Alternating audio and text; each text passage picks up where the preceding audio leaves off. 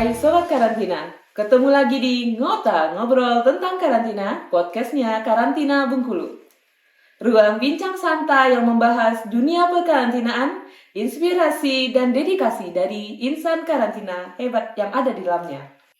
Sobatku tentu penasaran dong dengan sosok inspiratif kita kali ini. Yuk langsung kita sapa aja. Halo Ibu, gimana kabarnya hari ini Ibu? Alhamdulillah baik. Gimana juga kabar Mbak Ami? Alhamdulillah Bu, juga sehat. Bu, selamat Bu atas pelantikannya sebagai Kepala BKI Sumatera Selatan. Terima kasih Sobat Ngota, selamat sore. Baiklah, sahabat Mota, tidak berlama-lama, kita langsung tanya aja nih sama Ibu.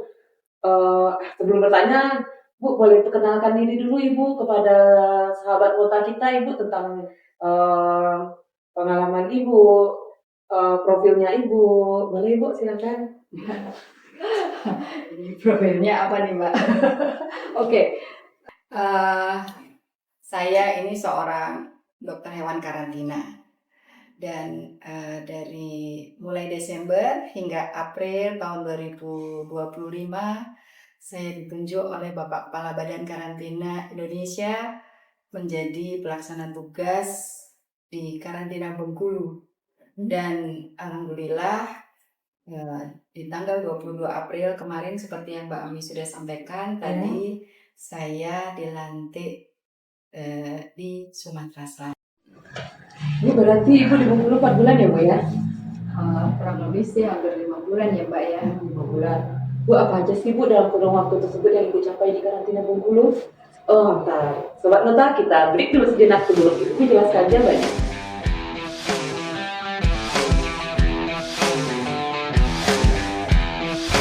Yuk Sobat Nota, kembali lagi di podcastnya Karantina Bengkulu.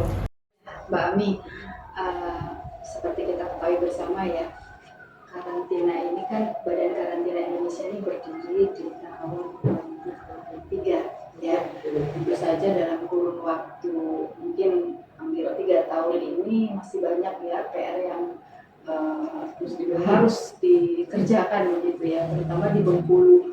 Nah, saya pribadi ketika masuk di Bengkulu tentu saja kita mengikuti program-programnya Bapak Kepala Badan Karantina Indonesia, Bapak Dr. Sahat Nawar Panggabean, bahwa programnya adalah tentu saja kita mendukung 3 program prioritas yang beliau canangkan, yaitu revitalisasi laboratorium, digitalisasi layanan, dan juga peningkatan SDM.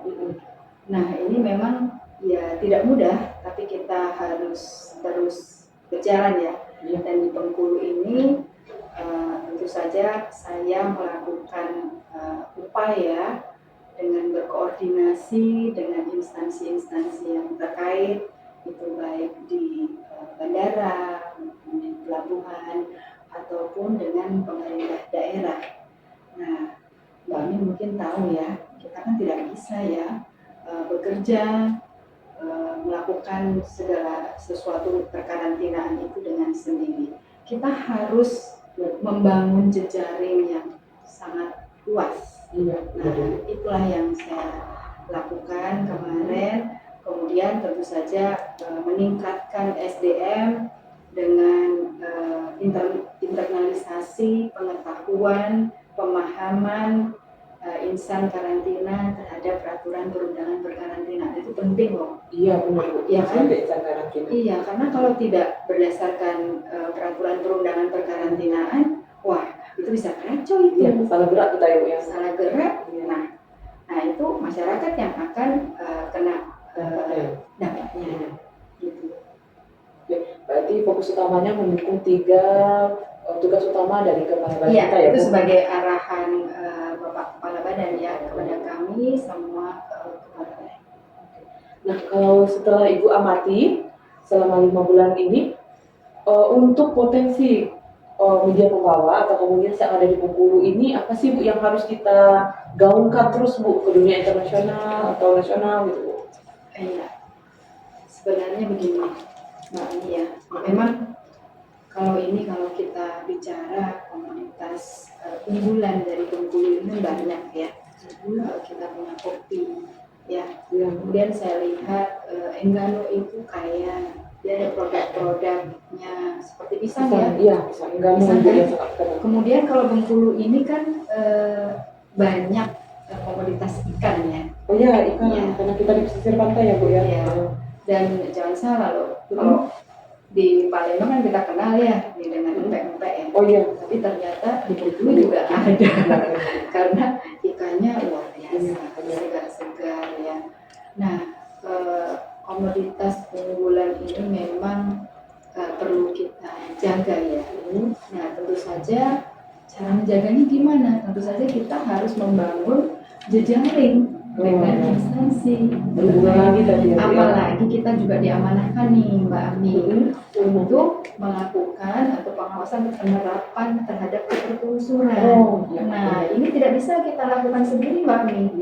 Nah, tentu saja seperti ini, misalnya kalau kita melakukan sertifikasi, ya kita menjamin kesehatan daripada ikan yang dikeluarkan, gitu ya. Tentu saja kan kita harus bekerja sama dengan dinas perikanan, ya. Kemudian untuk contohnya seperti kopi, katakan seperti itu ya. Tentu saja kita juga harus berkolaborasi kan. Kopi itu berasal dari mana? Sehingga kita tahu bisa melacak sampai di mana sih itu asalnya, sehingga kita juga mudah ya Mbak Ami untuk menjamin kesehatan ataupun keamanan dari produk-produk yang sudah memang kita sertifikasi. Jadi kita memang harus bersinergi ya Bu dengan pemerintah daerah ya Bu ya. Wah, Sobat Ngota, makin seru nih pembicaraan kita di podcast kali ini. Namun sebelumnya kita break sejenak ya.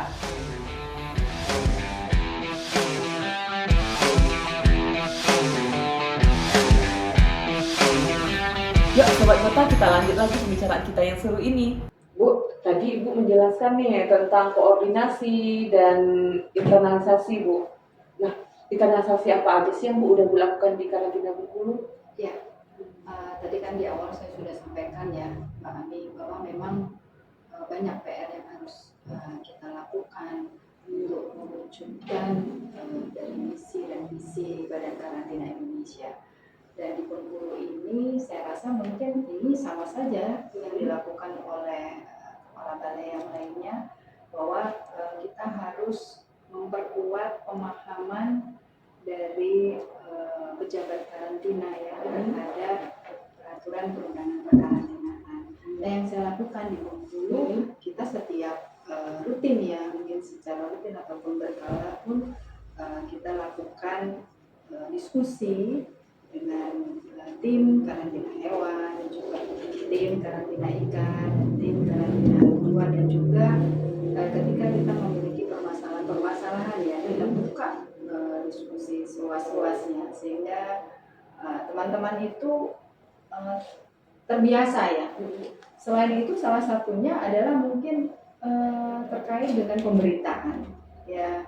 Dan pemberitaan itu sebenarnya salah satu cara untuk melatih dari ya tim humas ataupun mungkin tim pejabat karantina untuk juga membuka lagi peraturan-peraturan yang ada.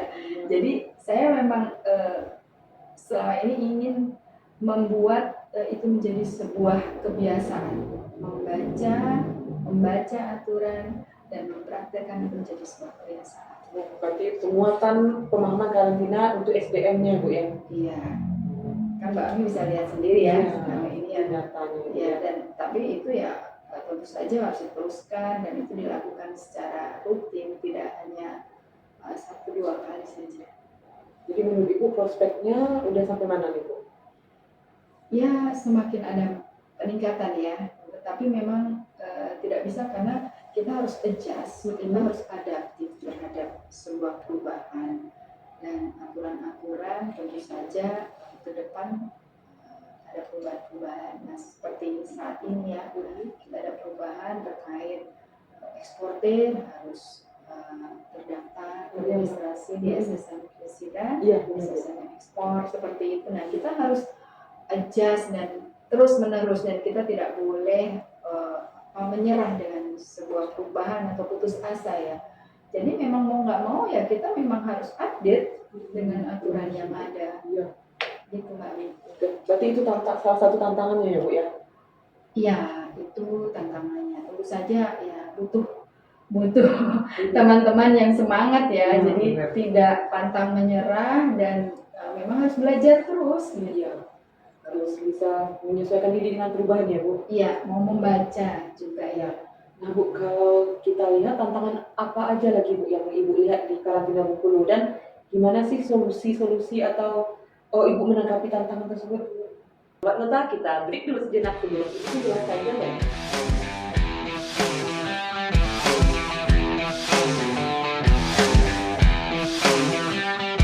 Ya, Sobat Nota, kita mulai lagi bicara kita kali ini. Bu, dari tadi menyambung pertanyaan kita yang tadi, menurut Ibu apa sih tantangan yang Ibu hadapi selama di Bengkulu dan bagaimana Ibu strategi untuk menghadapinya Bu? Tantangannya itu yang pasti semangat teman-teman. Kenapa semangat ya Bu ya? Iya, bukan maksud saya teman-teman pasti semangat, tapi kurang semangatnya, harus ditambahin semangatnya, ya kan? Dan tentu saja kita harus mengingat terus nih Mbak Ami, setiap apel kita selalu dibacakan oleh yang namanya fakta integritas. Nah, itu yang selalu berulang kali saya tekankan di setiap briefing ya Mbak Ami, bahwa kita harus mengingat-ingat terus terhadap fakta integritas. Saya rasa tantangan yang paling terbesar adalah diri kita masing-masing ya. Bagaimana kita membangun diri kita itu untuk kuat, untuk bersemangat, apalagi di tengah-tengah era pemerintahan negara saat ini ya. Kita harus benar-benar semangat mau bekerja dan juga ikhlas ya. Itu memang tidak mudah tapi bisa diupayakan. Nah, itu tantangannya sebenarnya adalah diri kita sendiri. Bagaimana kita melawan ketidaksemangatan itu, apalagi melawan untuk tidak untuk adaptif gitu kan terhadap sebuah kondisi, sebuah perubahan yang memang saat ini kita memang harus bergerak cepat ya. Nah, itu tantangannya. Dan kalau saya berulang kali fakta integritas, kemudian kita refleksi kepada masing-masing kita untuk apa sih kita bekerja. Nah, itu biasanya sih lebih ini ya Mbak Arnia, lebih mengena gitu di kolom masing-masing. Siap. Berarti kalau Ibu perhatikan grafiknya semakin naik nih ya Bu, semangat kawan-kawan karantina Bengkulu. Ya, insya Allah ya semakin naik. Tapi jangan berhenti ya. Teman-teman jangan berhenti. Nah, kebiasaan baik akan selalu kita lanjutkan Bu. Ya. Oke Bu, terakhir ini Bu, pesan-pesan nih Bu buat kawan-kawan kita semua di karantina Bengkulu. Oh ya, yang pasti pesan-pesannya adalah saya melihat kawan-kawan Bengkulu ini semuanya sudah alhamdulillah ya semakin membaik, kualitas kinerjanya sudah semakin bagus, kehumasan sudah jalan, termasuk podcast ini kan, Mami. Kemudian berita juga sudah jalan, konten, kemudian reakreditasi laboratorium juga jalan, digitalisasi layanan juga masih terus diupayakan ya teman-teman. Podcast, kemudian juga peningkatan SDM. Nah, ini peningkatan SDM ketika kita ini kayaknya kan kemarin ada beberapa yang sudah lulus ya Mbak Ami kan kemarin ikut uji kompetensi ya Mbak Ami ya. Di Bengkulu ada 5 orang kemarin. Ada 5 orang dan yang sudah lulus 3 orang. Ya. Nah, ini luar biasa. Nanti setiap tahun ketika nanti banyak yang lulus itu pasti alhamdulillah akan semakin meningkat ya. Gitu. Jadi tetap semangat ya teman-teman, jangan kendor ya. Dan tetap kompak. Siap Bu, pasti kebiasaan baik yang telah Ibu berikan pasti akan kita lanjutkan. Kita mampir di Nota dan semoga Ibu dan teman yang baru semakin menginspirasi kita semua ya Bu. Iya, sama-sama Mbak Mi, tetap semangat ya. Siap, Ibu. Dan nanti dilanjutkan oleh Pak Dr. Iswan Haryanto. Oh ya, estafet kepemimpinannya ya Bu ya. Iya. Oke. Jadi Bu, tapi setelah Ibu nyampe di Palembang, Sumatera Selatan, jangan lupa kawan-kawan di sini ya Bu ya. Oh pasti. Ya, dan kita selalu tunggu kedatangan Ibu kembali di Karantina Bengkulu. Ya. Oke, Sobat Ngota, sekian dulu episode kali ini dan sampai jumpa di Ngota selanjutnya.